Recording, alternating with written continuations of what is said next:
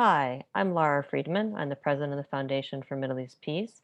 Welcome to another edition of our podcast, Occupied Thoughts.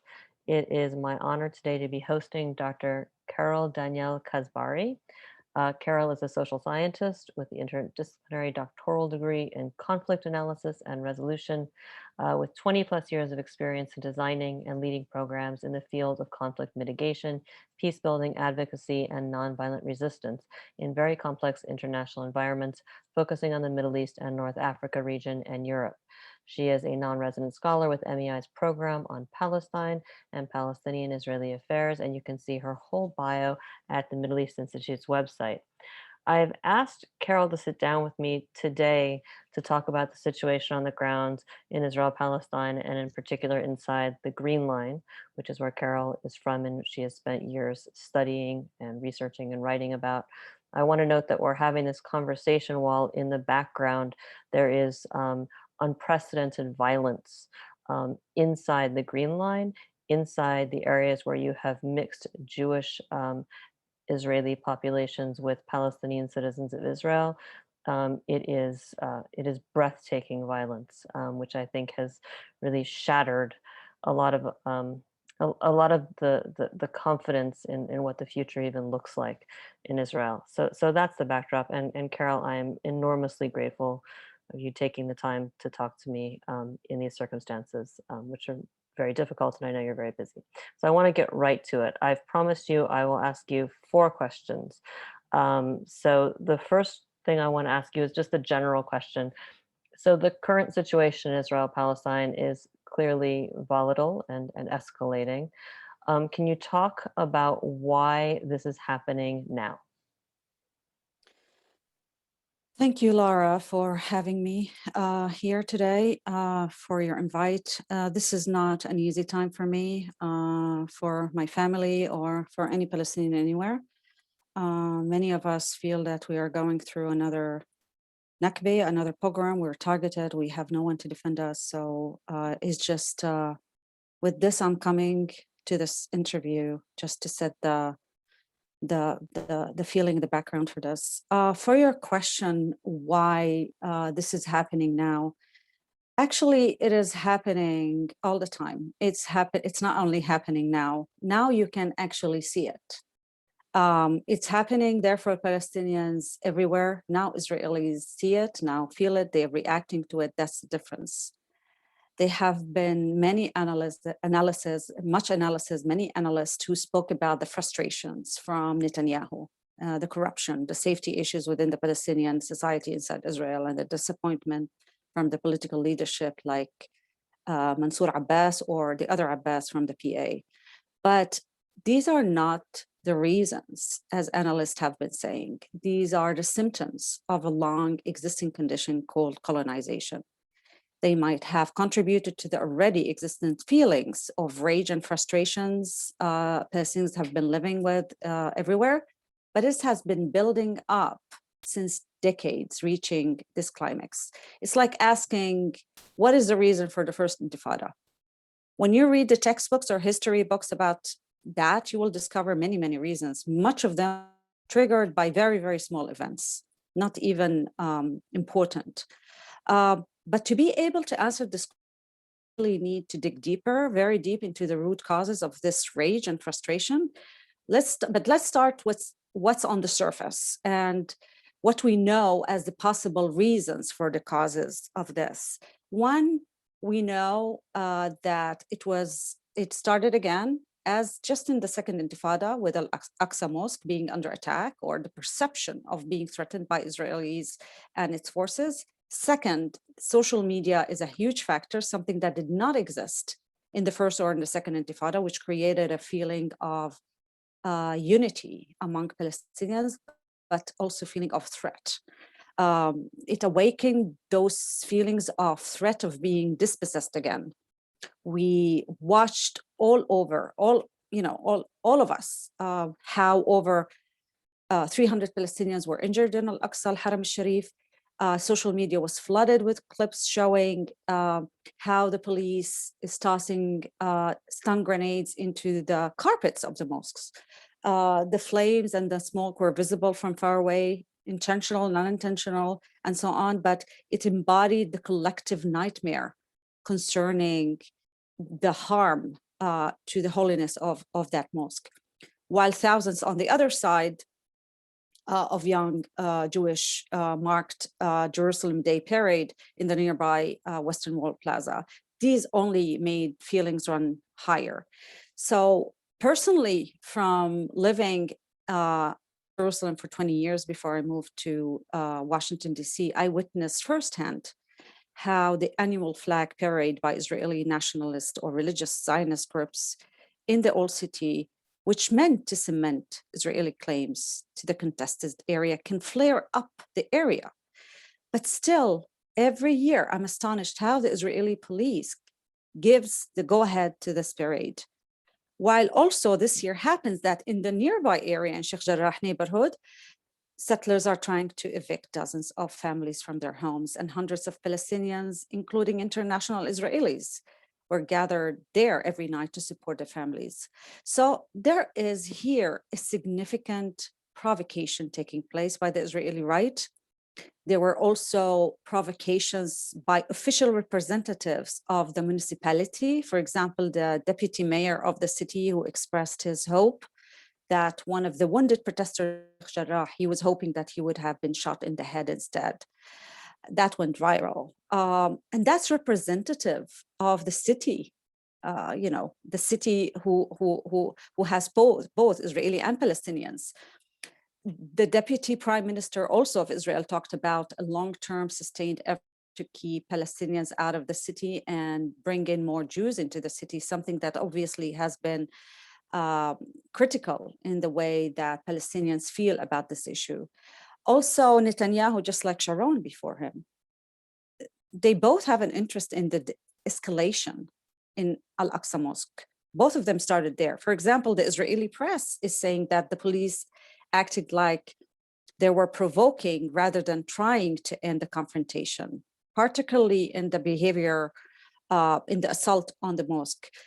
And there's no question, whatever role Netanyahu played here, whatever the benefits he has, he does not only benefit from the way he distracts from his political and legal troubles in Israel, but he benefits mainly because he's prevented so far what looks like an eminent government forward by coalition and his opponents, when we heard this morning from Bennett.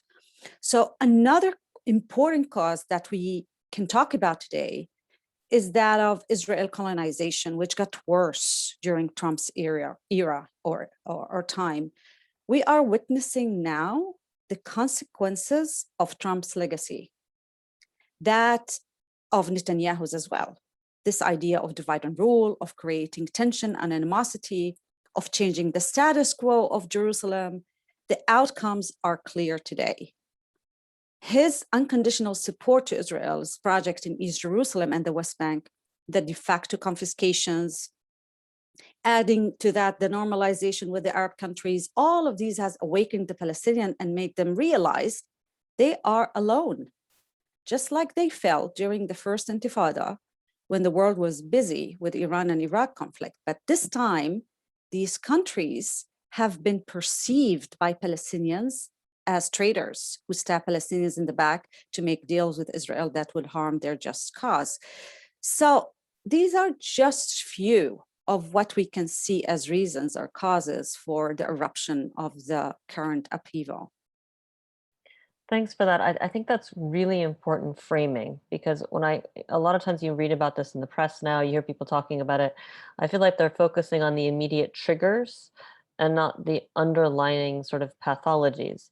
There was a piece in 972 yesterday or today by the person decided his first name, I think a young Palestinian, basically saying, either Israel wants to either kill us fast or kill us slow. Either way, we're dying, as a description of living in Gaza. The Trump administration, you had an acceleration of phenomenon that were already long-standing. It was just a question of whether they're fast or slow. But if you're a Palestinian on the ground today, what you're seeing is this incredible acceleration and legitimization of that acceleration. I think you framed that really powerfully. So thank you. Um, the second question I want to ask you, and there's some assumptions built into this, and feel free to challenge my assumptions, it feels to me like a big difference today compared to previous periods of upheaval that we've seen, particularly when you think about battles, wars between the Israeli army and Hamas in Gaza, is the spread of protest and conflict to areas inside the Green Line. We mentioned that at the beginning. Can you talk about what's happening inside the Green Line with respect to Palestinian citizens of Israel? Can you talk about their involvement and what's motivating it? Can you talk about the reaction of Israeli authorities and also of Israeli citizens? Because we're seeing a whole lot of vigilantism, which is frankly pretty, I think, just gutting to watch. It's just terrifying. Um, and I know that I've heard for a long time this idea that people have that Palestinian citizens of Israel are at this point becoming more assimilated, more Israeli than ever before. Seeing what's happened now would suggest that to the extent that they're more assimilated in some aspects of their lives and their behavior, their identity seems more Palestinian maybe now than it's been at any time since 1948. So if you care to talk about any of that or challenge any of that. Yeah, let me start with the argument or with the assumption that of that surprise effect, or the idea that people are surprised from the Palestinians of 48 or inside the Green Line or Palestinian citizens of Israel. I mean, I witnessed this claim so many times in the past. The expressive surprise is always present also in the Israeli press and society. And that is due to the mere fact that they do not know the people they dominate.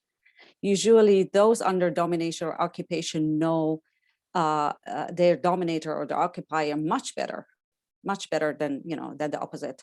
So just from living inside the Green Line for most of my life, 40 years before I moved to the US, I have to say that the Israelis do not know much about their Palestinian neighbors living in the same town or city, or even sitting on the main desk in the university, as what happened with me as well. I learned that they truly believe that this land was without people, that belonged to people without a land. They really believe that. And they believe that the population who lived on this land are just Arabs who happen to live there, along with the Jews, and the land belonged to the Jews only and Israel. And, and that's the Zionist dream. In the Israeli textbooks, which I analyzed for a long time for a previous degree that I had, there is nothing about Palestinians, who they are, what is the Nakba, what is the disaster for them. There's nothing about Palestinians being uprooted. What an ordinary Israeli citizen, doesn't matter, left, right, mainstream, it doesn't matter. What they know about Palestinian is almost nothing, and it's all coming from the state-funded media. It's coming from the education system.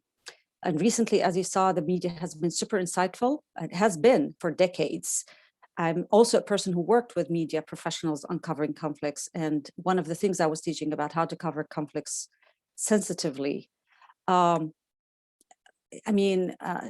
its inception, the mainstream media calls the inception of the country, calls us Israeli Arabs. They call us a minority. We don't have collective rights.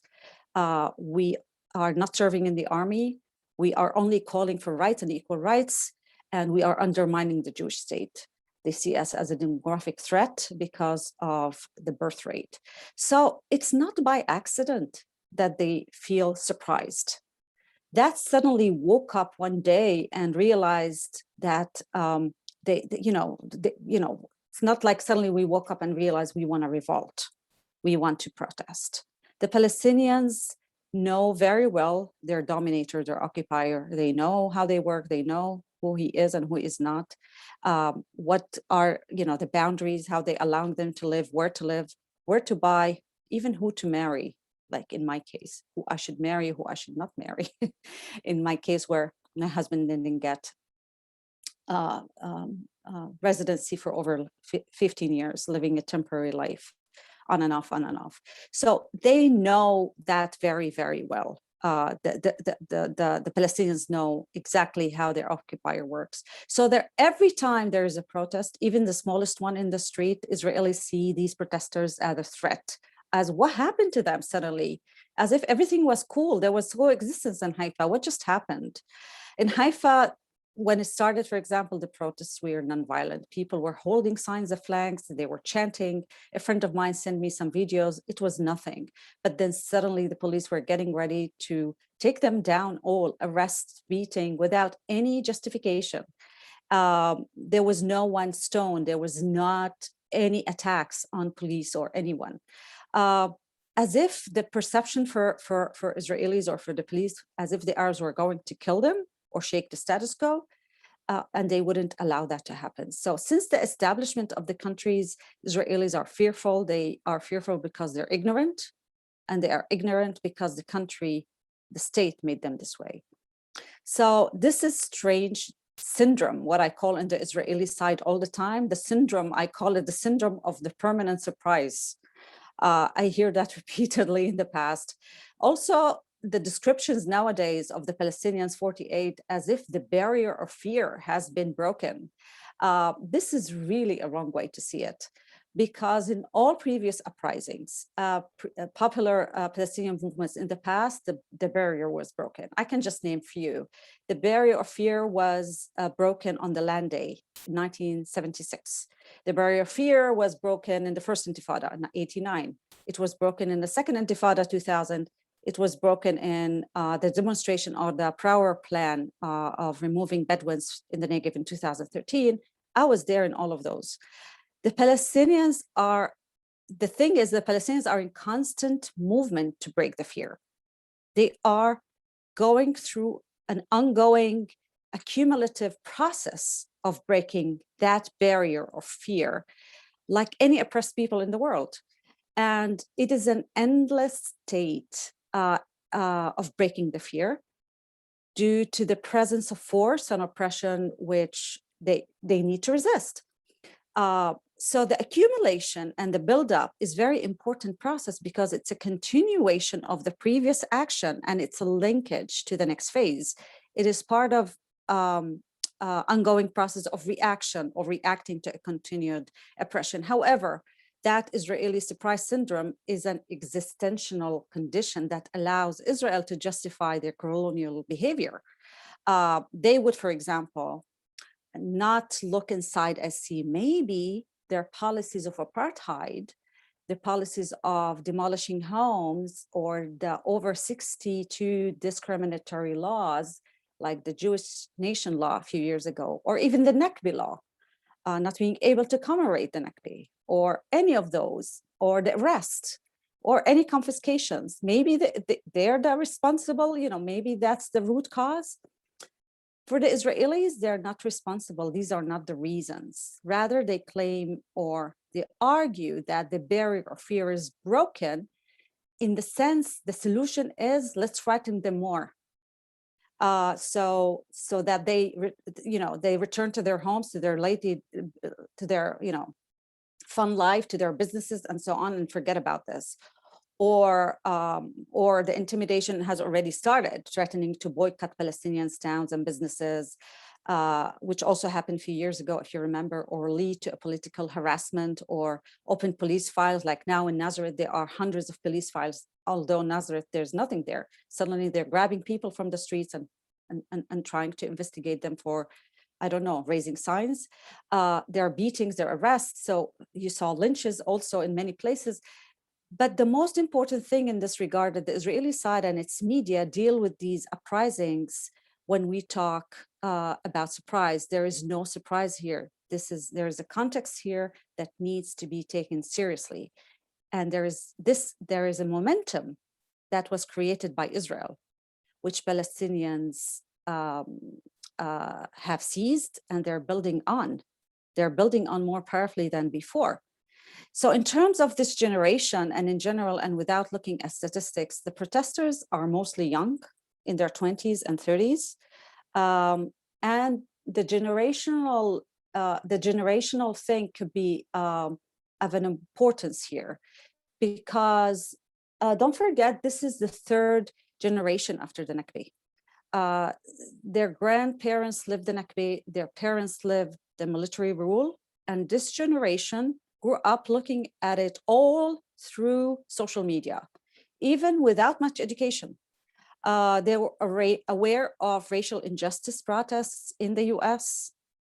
They traveled much more than, than their parents. They connect with the outside world through the different applications today. In general, this generation is very connected beyond the Green Line, beyond the fictional borders that Israel has created.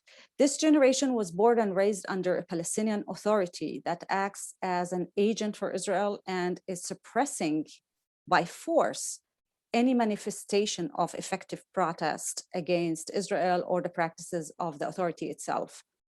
So the children of this generation know that the Jew can return home to Israel, while the indigenous Palestinians who become a refugee in Syria, in Yarmouk refugee camp, or whatever, they are oppressed also, they're stateless. All of these people cannot do that, cannot come home.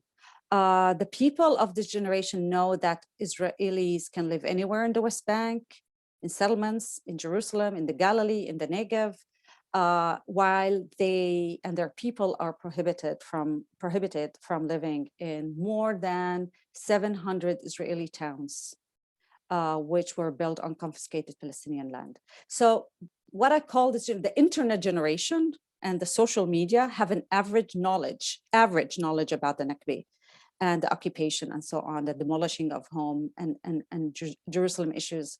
They may have heard about the Human Rights Watch report, about B'Tselem's apartheid report, since all of them were published in Arabic. They might learn a little bit of, a bit. So their knowledge, let's put it this way, is many times greater than their parents when they were, when they were in the same age.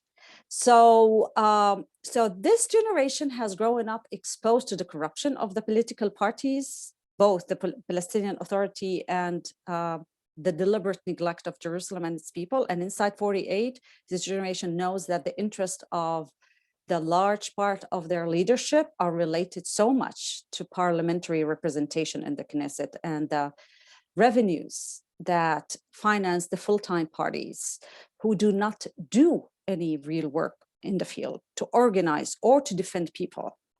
Recently, actually, with the efforts to form a government, both Ayman Audi and Mansour Abbas have disappointed their voters. They presented a distorted speech to the Palestinian voters, whereas instead of bringing the Israeli or the opponent closer to your position, they went ahead and conceded and acknowledged their inferiority and the superiority of the master Jew, which happened that when each one of those recommended Gantz or Bennett or Lapid or whoever.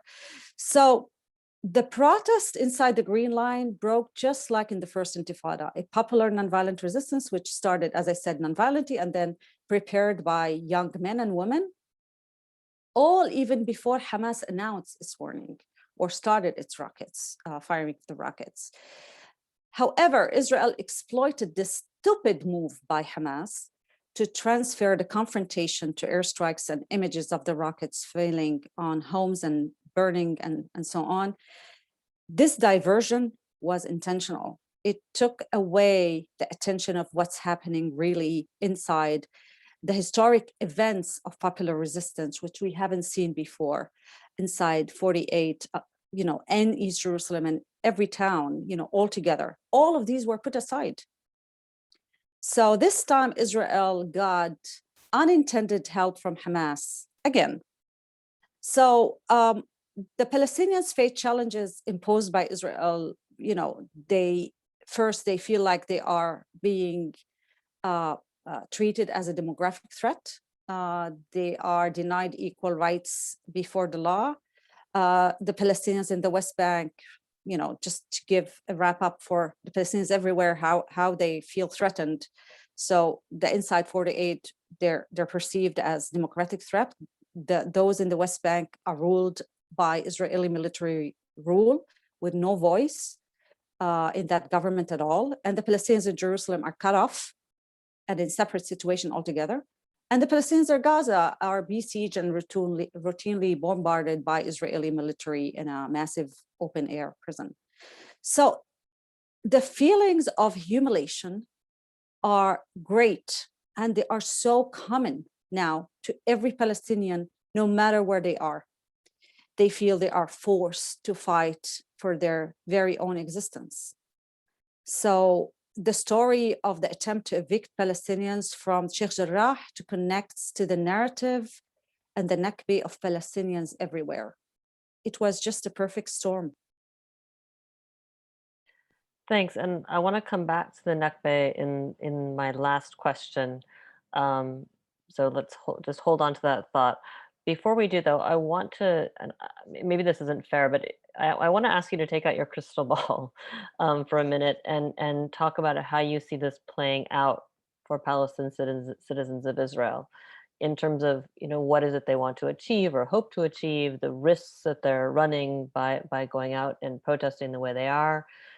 Can this protest be satisfied without significant changes, and the kind of significant changes that it's almost inconceivable would be possible under any plausible Israeli government, given where Israeli politics are right now? And attached to that, you're sitting in Washington, D.C., as I am. What do you think the Biden administration should be doing? Do you think they're doing it right so far? I don't think anyone does, but if you do, that would be great. Tell us. But what should they be doing? Yeah, for your first part of the questions about the Palestinians and what they will face next, the Palestinians are definitely facing a big risk now, and an opportunity at the same time. There's no opportunity without risk, and there's no risks without opportunities. We saw last night and this morning also the horror scenes of lynching Arabs, stabbing, vandalizing home and properties, and terrorizing people in the streets and even their homes. I just spoke to you about my sister before we started this call, and how terrified she was in Haifa when the familia, they call themselves, groups, were just smashing the cars under her house, and she was just afraid to even look from the window. So we witnessed the attacks on Palestinians by Israeli citizens with guns in Haifa, Ramle, Lod, Led, Beersheba, and other places.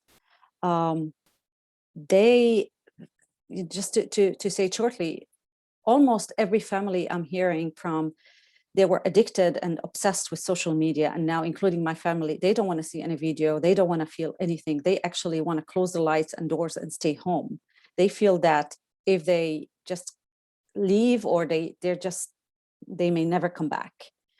That feeling of threat is just unimaginable. Me sitting here in Washington is making it even harder, that I cannot be with them, that I cannot help them. Only I can protest in the street like we did 2 days ago, and then on Saturday again. We have a big protest coming in Washington, D.C. this Saturday. So just to go back, the first risk, the first imminent threat for Palestinians is the physical violence, which we already, are witnessing now, without protection. The second issue is the structural violence, which is much worse, and its impact is longstanding. This is not carried out by individuals in the streets. This is hidden to a greater extent or lesser extent inside the structures. So through the numerous policies and discriminatory laws that already exist for Palestinians inside Israel and that target them, we can predict much more policies, much more bills and laws to target them. There is an unequal advantages given to Jews, which is built into the very social, political, and economic system that govern them. So that being said, you could predict much more of that. Also, through collective punishment, they will try to discipline them again and put them back in their place, as we say. Now we have hundreds of arrests everywhere. You can expect unfair trials, unlimited time of detention, media incitements like you see now. I'm following the Israeli news, all channels. They're just not doing their job. They're inciting against their own population. their own, Palestinian communities. You could expect boycotting the Arab markets. You already saw them smashing businesses, the windows of some businesses and so on. And as I said, you could expect introducing the new bills in the next Knesset. So they have done this, by the way, after the Second Intifada, after the Land Day, and many, many other memorable days for Palestinians. But my feeling is that this time is different. It's going to be different for the Palestinians. The political leader, for example, Mansour Abbas, tried to stop these protests in the beginning. He called for the people to go home and not to protest. People actually despised him on social media for doing so. He was not even allowed to come to Sheikh Jarrah or pass by Fahim. So it's time, it's different. There's no leadership here. There's no one motivating these people or mobilizing them. So not sure though where this is gonna go, but people will never forget these historical moments. And these moments will be shaping the next relationship between Israelis and Palestinians inside the Green Line. As for Biden, this issue was not a priority for him, as he declared several times when he took office. And even now, he still undermines the Palestinian feelings by showing his unwavering support for Israel's security and legitimate right to defend themselves, while showing his empathy to Palestinians, totally zero empathy and sympathy to Palestinians, to the loss of Palestinian lives, to their fear, to their lack of security, and so on. He announced yesterday that he will be sending Hadi Amir, the Deputy Assistant Secretary of State, to speak to the leader on both sides. Not sure where that's going to go, but so far the US has not performed well in terms of the public posture, particularly with regards to the evictions of Sheikh Jarrah. You know very well that those evictions are not something like you call on both sides to de-escalate. Let's de-escalate. Sheikh Jarrah, like, what do you want? The evictions are wrong. These evictions are against international law. The evictions have been called out by the UN. They've been called as a war crime. These evictions were called by the EU as a deliberate violation of international law. The president of the United States wants to take the US on a course of advocacy of human rights and democracy, in contrast or to contrast the Trump administration. He wants to lead the way on human rights, but you cannot take this position over an act that is so immoral to start with.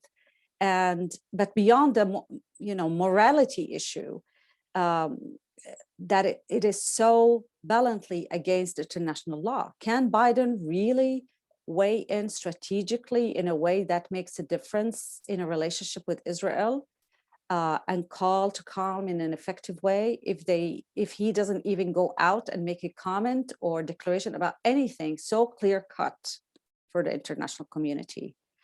And it's so against every international principle. So as long as the US is not prepared to hold Israel to any account, any statement from Biden administration about the ongoing violence would not lead to de-escalation. I actually think the opposite. It would lead the opposite to more escalation. I really hope that they don't make it worse.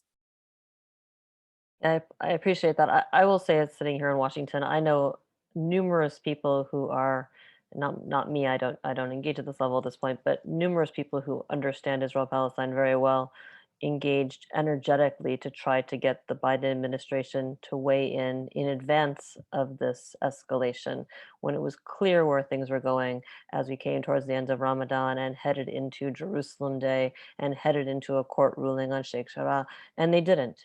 And I think history will not judge that kindly. I think that was an unbelievable abdication of responsibility, whether you care about Israelis or Palestinians or about international law or anything else. Just extraordinary. This last question, I want to talk about the Nakba. And one of the things that's been striking to me watching the past week or two unfold, I'm remembering my colleague Danny cited him in Jerusalem when sometimes he talks about the the motivations of the settlers and the people who work with the settlers in Jerusalem. He's long argued that they're still fighting the 1948 war. They're trying to finish the 48 war decisively. That's what it's really been about. If they weren't satisfied with 48, they weren't satisfied with 67, they're still fighting 48 to get everything. And looking at what's happening on the ground inside the Green Line right now, it feels like a lot of this really is about 48. It's about Israeli extremists wanting to end the hated Palestinian presence inside the Green Line, which forces them to occasionally have to be aware of the what was required to create the state of Israel, and for Palestinian citizens of Israel continuing to fight for rights that have been violated or denied since 48 and sort of swept under the rug this whole time. So, with that as the framing, talk to me about what the current situation discloses about the consequences of not dealing with these unresolved issues of the Nakba for Israelis, both Palestinian citizens and Jewish citizens. And moving ahead, you've already said, both risk and opportunity. You know, I think a lot of people are hoping to find a way to roll things back to status quo ante, which means sweeping this back under the rug, having the thin layer of ice form so you continue skating on its surface. Is that possible? Is that desirable? And assuming it's not possible or desirable, what does a new reality look like where Israelis of all, both Jewish and not Jewish, contend with this shared but very different experience of the Nakba, which has never been dealt with? Yeah, let's start with how it all started and how this whole storm has started. It started with Sheikh Jarrah as a symbol for the unending Nakba, the heavy-handed forces on Al-Aqsa in Jerusalem, which is home for Palestinian. This is all fine, but Sheikh Jarrah and the forced displacement have mobilized almost every Palestinian everywhere.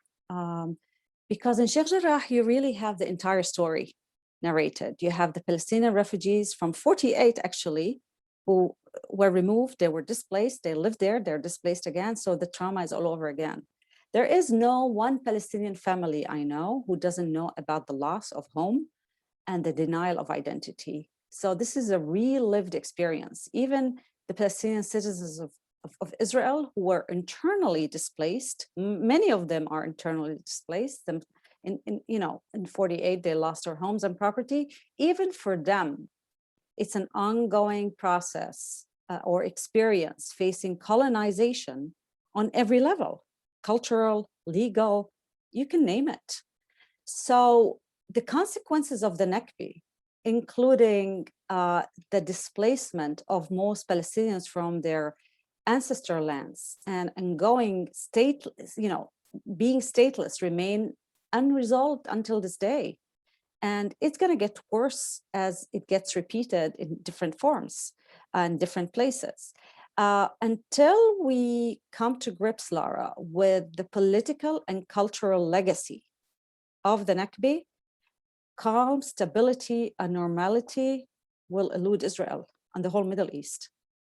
After decades of fruitless struggle and brutality, Palestinians still or have somewhat bitterly come to accept that the Nakba cannot be reversed or even really redressed. They have accepted the two-state solution with a heavy heart, with a Palestinian state based in the territories Israel occupied in 67, living side by side with the Jewish state. That was for them the only available outcome. But even that has proven unattainable. So the trauma of the Nakba cannot be addressed until the rest of the world, and particularly Israel, recognizes its validity and importance. The events does not compare to the Holocaust. Very little else does. But Jews and Palestinians are two people both marked by definitive historical traumas that define their worldviews. The difference is that the Jewish and Israeli narratives continue to epiphany of redemption in the founding and flourishing state of Israel, while for Palestinians permanently dispossessed, living in exile or under occupation, the trauma is enduring and still unfolding.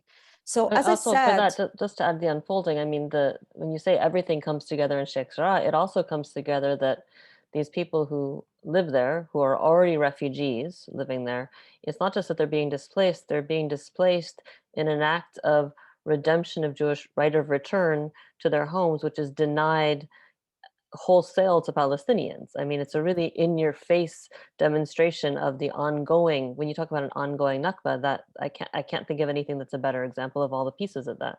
yeah, absolutely. You expressed it 100%, exactly how Palestinians are seeing it. The thing is, as I said, Nakba is not a historical memory for most Palestinians. It's a lived experience. It's a daily, present time lived experience. Recognizing that and acting on it will be indispensable for understanding the Palestinian perspective, as you just expressed. As long, to be able to ending the conflict and the Nakba, you have to allow, to be able to allow Jews and Arab and the whole world to move on is really by recognizing the Nakba. Until the Israeli government and its occupation and dispossession policies change, the Nakba will continue. Until the separation wall is demolished and all Palestinians are granted freedom of movement, the Nakba will continue. Until the siege of Gaza comes to an end and solution for Palestinian refugees are found, the Nakba will continue. And until the Israeli government recognizes and apologizes for all its wrongdoings and embarks on a genuine reconciliation with the Palestinians, the Nakba will continue. Because only then the Nakba will be, or truly be, commemorated as something of the past. We close that page and it's in the past. But that's never happened. In the meantime, Palestinians like myself will continue to share our stories. We will continue to demand justice and equality. And most of all, we'll continue to be proud of our cultural heritage without fear, the history and the resilience of our families. That will never stop. I think we should stop it there. That is an enormously powerful way to end this. Carol, thank you so much for taking time to speak with me today. I think this is it's a difficult time, but your words, I think, matter now really more than ever. We say things like that all the time, but I think it's true. On behalf of the Foundation for Middle East Peace, I want to thank you for talking to us, and that concludes this episode of Occupied Thoughts. You can listen to it, find it on our website, fmep.org, and look for other podcasts in the same vein in the future. So thank you very much. Thank you very much, Lara. Goodbye. 1 second.